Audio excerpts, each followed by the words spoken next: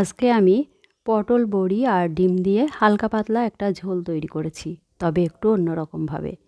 গরমের দিনে এরকম হালকা পাতলা ঝোলের রেসিপি থাকলে খেতে খুব ভালো লাগে। এই রেসিপিটা যেমন সুস্বাদু, সুগন্ধে ভরপুর, তেমনিই কিন্তু স্বাস্থ্যকর।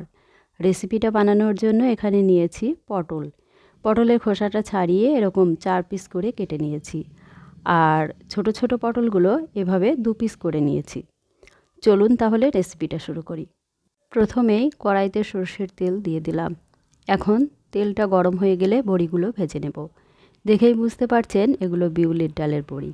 বড়িগুলো মিডিয়াম ফ্লেমে একটু সময় নিয়ে হালকা লাল করে ভেজে তুলে নেব। যে কোনো সবজি রান্নায় কয়েকটা বড়ি দিয়ে দিলে রান্নার স্বাদ কিন্তু বহুগুণে বেড়ে যায়। বড়িগুলো ভাজা হয়ে গেছে, এখন তেল থেকে তুলে নিলাম। বড়িগুলো তুলে নিয়ে ওই তেলেই সামান্য একটু হলুদ গুঁড়ো দিয়ে দিয়েছি। এবারে সিদ্ধ করে রাখা ডিমগুলোও দিয়ে দিলাম। ডিমগুলোও হালকা লাল করে ভেজে তুলে নেব। আমি এখানে 6টা ডিম সিদ্ধ করে নিয়েছি। আপনারা আপনাদের প্রয়োজন মতো কমিয়ে বা বাড়িয়ে নেবেন। এখানে ডিমের পরিবর্তে চিংড়ি মাছ দিয়েও কিন্তু এই রেসিপিটা বানিয়ে নিতে পারেন। ডিমগুলো খুব সুন্দর করে ভেজে নিয়েছি। এবারে ভাজা ডিমগুলো একটা প্লেটে তুলে রেখে দিচ্ছি। আর কড়াইয়ে যে তেল আছে ওই তেলেই কেটে রাখা পটলগুলো দিয়ে দিচ্ছি। এখন নাড়াচাড়া করে পটলগুলো ভেজে নিতে হবে। ডিমগুলো ভাজার সময় তেলে অল্প একটু হলুদ গুঁড়ো দিয়েছিলাম, তো একইভাবে পটলগুলো ভাজার সময়ও অল্প একটু হলুদ গুঁড়ো দিয়ে দিচ্ছি। এতে করে পটলগুলো ভাজার সময় খুব সুন্দর একটা কালার চলে আসবে।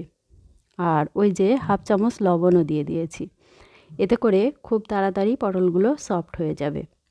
এবারে একটা ঢাকা দিয়ে ঢেকে রেখে দেব, আর কিছুক্ষণ পর পর ঢাকাটা সরিয়ে নাড়াচাড়া করে নেব।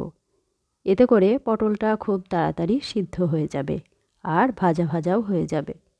পটলগুলো খুব সুন্দর করে ভাজা হয়ে গেছে, এখন তুলে নিচ্ছি। এই রকম লাল লাল করে ভেজে নিলে পটলগুলো খেতে খুবই ভালো লাগে। এখন কড়াইতে অল্প একটু তেল আছে, আরও একটু তেল দিয়ে তেলটা গরম করে নিয়ে পেঁয়াজ কুচি দিয়ে দিলাম। এখানে একটা বড় সাইজের পেঁয়াজ কুচি কুচি করে কেটে নিয়েছি। নাড়াচাড়া করে পেঁয়াজটা ভেজে নিতে হবে। পেঁয়াজটা বেশ লাল লাল করে ভেজে নিয়েছি। এখন এর সাথে দিয়ে দিলাম 1 টেবিল চামচ আদা রসুনের পেস্ট। আদা রসুনটাও পেঁয়াজের সাথে বেশ নাড়াচাড়া করে ভেজে নিতে হবে, যাতে আদা রসুনের কাঁচা গন্ধটা না থাকে। আদা রসুন আর পেঁয়াজটা খুব সুন্দর করে ভেজে নিয়েছি। এবারে এর সাথে দিয়ে দিলাম অল্প একটু হলুদ গুঁড়ো, অল্প একটু লাল লঙ্কার গুঁড়ো, 1 চা চামচ ভাজা জিরে গুঁড়ো। এখন নাড়াচাড়া করে সমস্ত মশলাটা একটু কষিয়ে নেব। তবে খেয়াল রাখতে হবে মশলাটা যেন কোনোভাবেই পুড়ে না যায়। প্রয়োজনে মশলা কষানোর সময় এরকম একটু জল দিয়ে কষিয়ে নেবেন। মশলা থেকে তেল ছেড়ে দিয়েছে। এবারে পরিমাণ মতো গরম জলও দিয়ে দিয়েছি।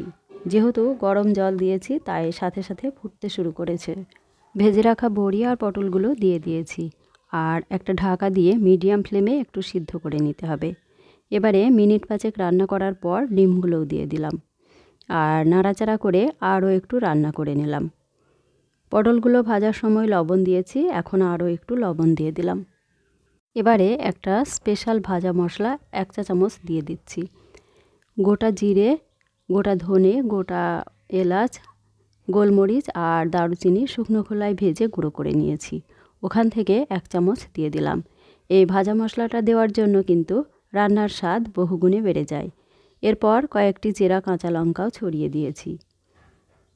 আমি যেহেতু ভাজা মশলার সাথে এলাচ আর দারুচিনি দিয়েছি, তাই আর আলাদা করে কোনো মশলা দেব না। তবে আপনাদের কাছে যদি এই ভাজা মশলাটা না থাকে তাহলে একটু এলাচ গুঁড়ো দিয়ে দেবেন, তাহলেও খেতে খুব ভালো লাগবে।